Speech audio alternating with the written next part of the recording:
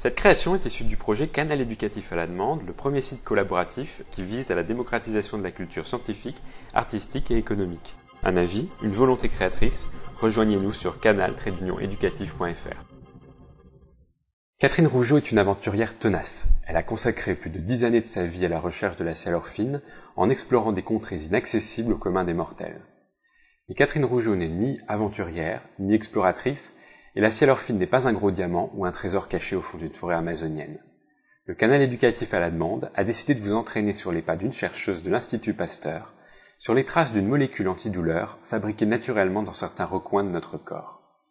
L'intérêt de la suivre, comprendre combien l'activité de recherche est à la fois riche tout en étant longue et difficile, combien elle est ouverte à tous à condition de développer certaines qualités, et combien elle est utile puisqu'elle débouchera sur l'invention de médicaments.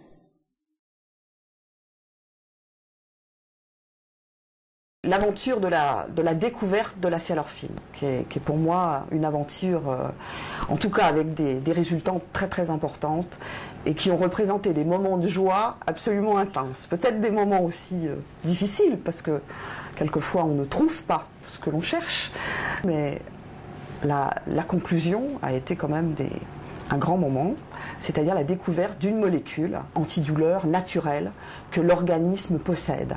Le départ de cette aventure, ça a été la connaissance d'un gène, l'identification d'un gène par un biologiste moléculaire éminent de cette institution. Et moi, j'ai découvert la fonction de ce gène, j'ai identifié les produits de ce gène et à quoi il servait en fin de compte. Voilà. Et j'ai découvert qu'il servait à réguler la transmission de la douleur. La campagne de recherche concernant la Cialorphine a duré, maintenant on en est à 13 ans.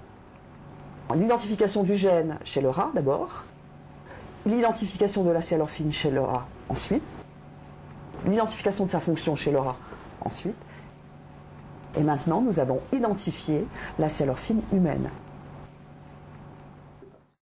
En pharmacologie traditionnelle, on a plutôt l'habitude de partir d'une fonction connue d'un organe ou d'une substance chimique pour remonter jusqu'au gène.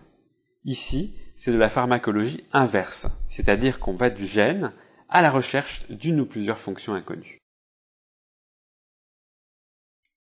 Cette démarche est aussi prometteuse que complexe. Prometteuse parce qu'on avait remarqué que ce gène s'exprimait chez le rat en situation de stress.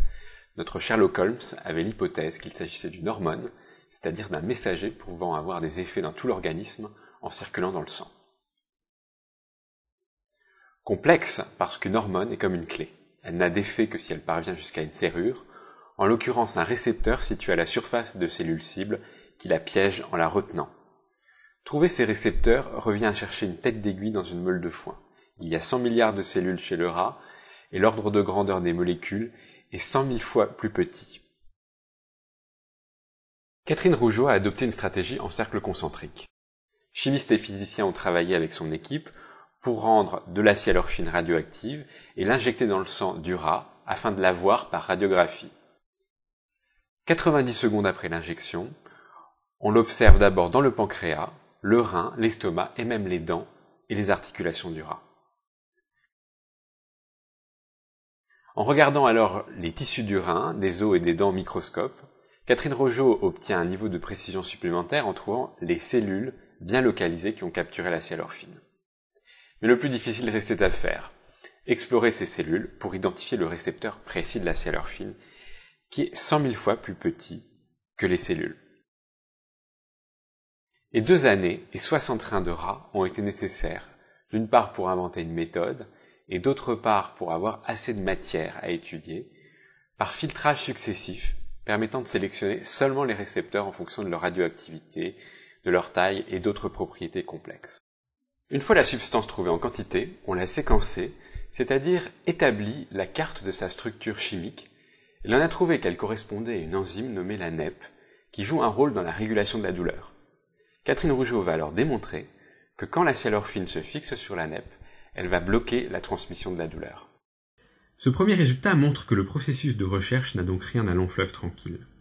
Il est souvent indirect. Le rein a servi de maillon intermédiaire pour déterminer le récepteur majeur de la Cialorphine, ce qui a permis de découvrir dans un second temps une fonction antidouleur insoupçonnée au niveau de la moelle épinière. Tout ne roule pas tel que vous l'avez imaginé au départ. Ça, c'est faux de dire ça. C'est tortueux, le programme. Autant il est écrit de façon linéaire, autant à la fin, on n'est pas du tout passé par le même chemin. Donc, il faut être tenace. Quelquefois, on fait des expériences et ça ne marche pas. Il faut être tenace. Il faut avoir une volonté importante. La mesure expérimentale de l'effet de la chaleur fine a elle aussi réservé des surprises. Les premiers tests réalisés in vitro, c'est-à-dire en dehors de l'organisme et de la cellule, sont décevants. La chaleur fine, molécule naturelle, semble environ 300 fois moins efficace qu'un candidat médicament artificiel, le kélatorphan. Ex vivo, c'est-à-dire en utilisant des tissus entiers, la performance de la chaleur fine apparaît bien meilleure, jusqu'à 12 fois plus efficace suivant le type de tissu. In vivo, c'est-à-dire en mesurant l'effet antidouleur de la molécule dans un organisme entier, la molécule apparaît jusqu'à 50 fois plus performante.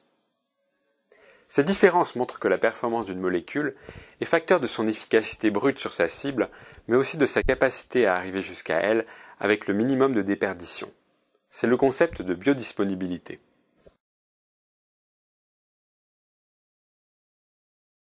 Pin Pain, de pin, aiguille, et pain, la douleur, est l'un de ces tests in vivo. Il dure 3 minutes. Il permet de voir à partir de quel seuil la tendance naturelle du rat à explorer son territoire et à se réfugier près des bords domine la douleur provoquée par les pointes en acier. Il y a 9 cases, 8 qui comportent des pointes et une qui est lisse et où le rat peut demeurer pour éviter la douleur. Après l'injection de chaleur-fine, on constate plusieurs phénomènes.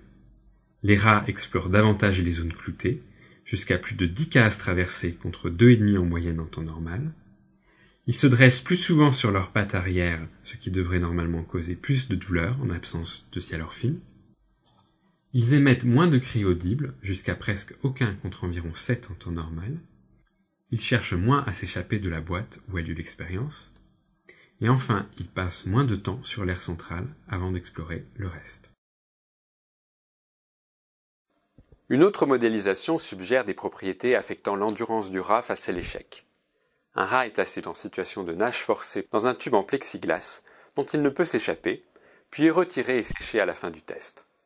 Au premier test, dans des conditions normales, sans chaleur fine, le rat commence par se débattre pour s'échapper, mais cesse rapidement d'agir et se laisse flotter. Dans les tests suivants, le rat se place même d'autant plus facilement en situation passive qu'il a mémorisé le déroulement de l'expérience précédente. Ses efforts sont stériles et il sait qu'on vient le chercher. Les mêmes tests pratiqués après injection de chaleur fine permettent d'observer que le rat persévère dans ses efforts et ne montre pas de signes de dépression. À partir de l'identification de cette molécule, l'industrie pharmaceutique va pouvoir générer des médicaments antidouleurs, antidépression. L'aventure de la chaleur fine, dont on verra bientôt des expériences appliquées à l'homme, montre qu'il n'y a pas de méthode toute tracée pour résoudre un problème scientifique, mais qu'il faut l'inventer, comme ici depuis plus de 13 ans. Et de même en matière de parcours professionnel, Catherine Rougeot est parvenue à mener des recherches au premier niveau mondial en suivant d'abord un parcours original, très progressif et cohérent.